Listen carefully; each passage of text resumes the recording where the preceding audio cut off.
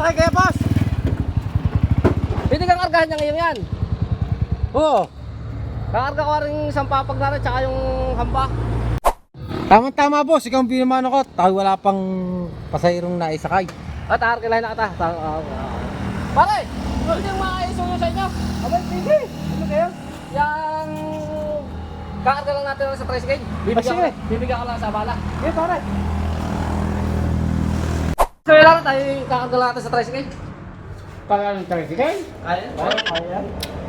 Ha? Ito. Magba.